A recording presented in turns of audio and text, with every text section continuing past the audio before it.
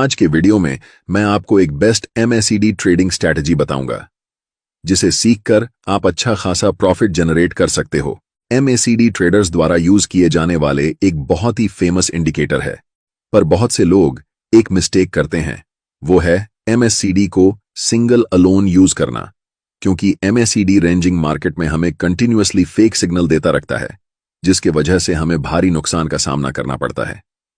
तो वीडियो शुरू करने के पहले मैं थोड़ा MACD बुलिश क्रॉसओवर और बेरिश क्रॉसओवर को डिस्क्राइब कर देता हूं। MACD का मतलब मूविंग एवरेज कन्वर्जेंस डाइवर्जेंस होता है। MACD में मेनली दो लाइनें होती हैं, MACD लाइन और सिंगल लाइन। ये दो लाइनें हमें क्रॉसओवर के थ्रू बाय और सेल के सिग्नल देते हैं।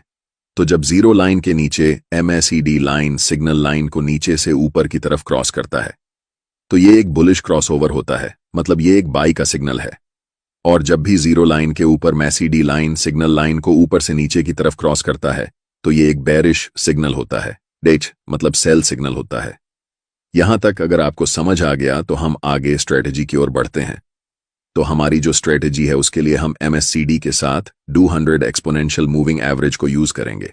तो ये स्ट्रेटेजी बहुत सिंपल है। इस स्ट्रेटेजी में हम 200 मूविंग एवरेज को as a support and resistance use करेंगे। तो जब 200 एक्सपोनेंशियल मूविंग एवरेज प्राइस के ऊपर होता है तो ये रेजिस्टेंस का काम करता है, और जब 200 एक्सपोनेंशियल मूविंग एवरेज प्राइस के नीचे होता है तो ये सपोर्ट का काम करता है। आइए स्ट्रेटेजी को एग्जाम्पल की हेल्प से समझते हैं। यहां आपको दिख रहा होगा मूविंग एवरेज प्राइस के ऊपर है, मतलब मूविंग एवरेज अभी रेजिस्टेंस का काम करेगा। नेक्स्ट आपको दिख रहा होगा इस पॉइंट पर स्टॉक का प्राइस मूविंग एवरेज के पास आ गया है। यहां से पॉसिबिलिटी है स्टॉक का प्राइस यहां से नीचे चला जाए, तो कॉन्फर्मेशन के लिए आपको वेट करना है MACD के बेरिश क्रॉसओवर का। अगर MACD में जीरो लाइन के प्राइस के ऊपर बेरिश क्रॉसओवर होता है और स्टिल स्टॉक का प्राइस मूविंग एवरेज के नीचे है, तो आप यहां सेल कर सकते हो। एक और एग्जाम्पल देखते हैं। यहां आपको दिख रहा होगा मूविंग एवरेज प्राइस यहां कैंडल के नीचे है, इसका मतलब मूविंग एवरेज यहां सपोर्ट का काम करेगा। नेक्स्ट आपको दिख रहा होगा इस पॉइंट पर स्टॉक का प्राइस मूविंग एवरेज के पास आ गया है। यहां से पॉसिबिलिटी है स्टॉक का प्राइस वापस ऊपर की तरफ चला जाए, इसलिए कॉन्फर्मेशन के लिए आपको MACD के बुलिश क्रॉसओवर का वेट करना है। अगर जीरो लाइन के नीचे बुलिश क्रॉसओवर होता है और स्टिल कैंडल यहां प्राइस मूविंग एवरेज के ऊपर है, तो आप यहां बाय कर सकते हो।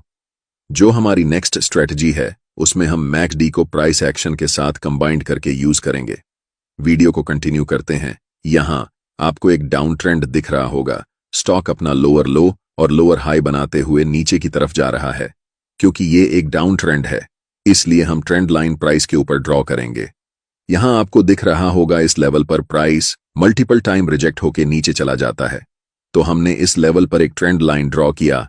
नेक्स्ट आपको दिख रहा होगा इस पॉइंट पर MACD में एक बुलिश क्रॉसओवर होता है, पर इमीडिएटली आपको कोई ट्रेड नहीं लेना है। आपको ट्रेंड लाइन के ब्रेकआउट का वेट करना है। नेक्स्ट इस पॉइंट पर दिख रहा है एक ग्रीन कैंडल ने ट्रेंड लाइन को ब्रेक किया। अगर नेक्स्ट डे इस ग्रीन कैंडल का हाई टूट जाए तो आप यहां बाय कर सकते हो। एक और एग्जांपल देखते हैं। तो यहां आपको दिख रहा होगा स्टॉक अप ट्रेंड में है।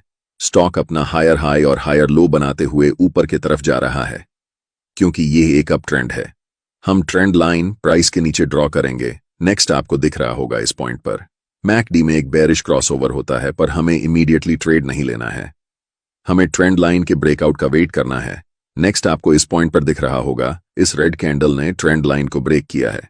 अगर नेक्स्ट डे कोई कैंडल इस कैंडल का लो तोड़ दे तो आप यहां सेल कर सकते हैं।